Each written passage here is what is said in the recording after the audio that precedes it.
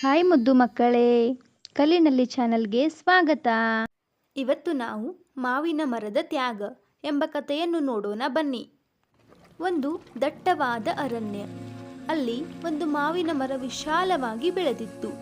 ಈ ಅರಣ್ಯದ ಸಮೀಪದಲ್ಲೇ ಒಂದು ಚಿಕ್ಕ ಊರು ಇತ್ತು.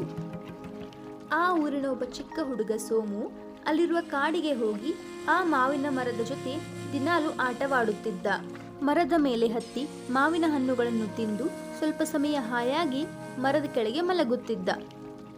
ಅವನಿಗೆ ಮರದ ಜೊತೆ ಆಟ ಆಡುವುದೆಂದರೆ ತುಂಬಾ ಇಷ್ಟ ಮತ್ತು ಮರಕ್ಕೂ ತುಂಬಾ ಖುಷಿಯಾಗುತ್ತಿತ್ತು. ಆದರೆ ಬರಬರುತ್ತಾ ಸೋಮು ಮರದ ಜೊತೆ ಆಟ ಆಡುವುದನ್ನು ಕಡಿಮೆ ಮಾಡತೊಡಗಿದ.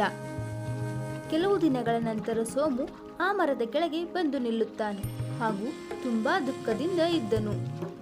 ಆಗ ಮರ, ಬಾ ಸೋಮು, ನನ್ನ ಜೊತೆ ಆಟ ಆಡು ಎಂದು ಹೇಳುತ್ತದೆ. ಆಗ ಸೋಮು ಸಿಟ್ಟಿನಿಂದ, ನಾನು ಈಗ ಚಿಕ್ಕ ಮಗುವಲ್ಲ, ನಿನ್ನ ಜೊತೆ ಆಟ ಆಡುವುದಕ್ಕೆ ನನಗೀಗ ಆಟಿಕೆ ಸಾಮಾನುಗಳು ಬೇಕು ಮತ್ತು ಅವುಗಳನ್ನು ತರಲು ನನಗೆ ದುಡ್ಡಿನ ಅವಶ್ಯಕತೆ ಇದೆ ಎಂದನು.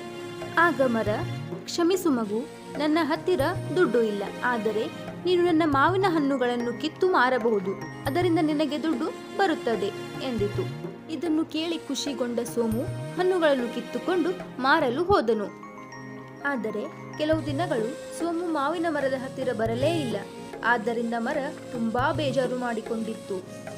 ಕೆಲವು ವರ್ಷಗಳ ನಂತರ ನಮ್ಮ ಪುಟ್ಟ ಸೋಮು ಈಗ ಯುವಕನಾಗಿದ್ದ ಹಾಗೂ ಮತ್ತೆ ಅವನು ಆ ಮಾವಿನ ಮರದ ಹತ್ತಿರ ಬಂದನು. ಆಗ ಆ ಮಾವಿನ ಮರ, ಬಂದಿಯ ಸೋಮು, ಬಾ ನನ್ನ ಜೊತೆ ಆಟ ಆಡು ಎಂದಿತು. ಅದಕ್ಕೆ ಸೋಮು, ನಿನ್ನ ಜೊತೆ ಆಟ ಆಡುವುದಕ್ಕೆ ನನ್ನ ಹತ್ತಿರ ಸಮಯವಿಲ್ಲ ಹಾಗೂ ನಾನು ಈಗ ದೊಡ್ಡವನಾಗಿದ್ದೇನೆ, ಕುಟುಂಬದ ಜವಾಬ್ದಾರಿ ಕೂಡ ನನ್ನ ಮೇಲಿದೆ, ನಾನು ಈಗ ಒಂದು ಮನೆಯನ್ನು ಕಟ್ಟಬೇಕಿದೆ, ನನಗೆ ಸಹಾಯ ಮಾಡುವೆಯಾ ಎಂದು ಕೇಳಿದನು.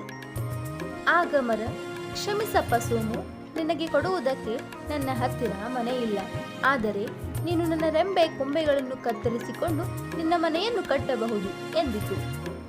ಈ ಮಾತನ್ನು ಕೇಳಿದ ತಕ್ಷಣ ಸೋಮು ರೆಂಬೆ ಕೊಂಬೆಗಳನ್ನು ಕಡಿದುಕೊಂಡು ಮನೆಯನ್ನು ಕಟ್ಟಲು ಹೋದನು. ಎಂದಿನಂತೆ ಮತ್ತೆ ಕೆಲವು ವರ್ಷಗಳು ಕಳೆದ ಬಳಿಕ ಸೋಮು ಆ ಮರದ ಹತ್ತಿರ ಬಂದನು. ಅವನನ್ನು ನೋಡಿದ ತಕ್ಷಣ ಆ ಮಾವಿನ ಮರ, ನೋಡಪ್ಪ ಸೋಮು, ನಿನಗೆ ಕೊಡಲು ನನ್ನ ಹತ್ತಿರ ಏನೂ ಕೂಡ ಉಳಿದಿಲ್ಲ, ಕೇವಲ ಒಂದಿಂಚು ಜಾಗ ಮಾತ್ರ ಉಳಿದಿದೆ ಎಂದು ಅಳುತ್ತಾ ಹೇಳಿತು. ಆಗ ಸೋಮು, ನನಗೆ ಯಾವುದರ ಮೇಲೆಯೂ ಈ ವ್ಯಾಮೋಹ ಇಲ್ಲ, ತುಂಬಾ ಬೇಸತ್ತಿದ್ದೇನೆ, ಕೇವಲ ವಿಶ್ರಾಂತಿ ಪಡೆಯಲು ಬಯಸುತ್ತಿದ್ದೇನೆ ಎಂದನು. ಆಗ ಮಾವಿನ ಮರ, ಹಾಗಾದ್ರೆ ಬಾ ಸೋಮು, ನನ್ನ ಮೈ ಮೇಲೆ ಉಳಿದಿರುವ ಒಂದಿಂಚು ಜಾಗದ ಮೇಲೆ ಕುಳಿತು ವಿಶ್ರಾಂತಿ ಮಾಡು ಎಂದಿತು.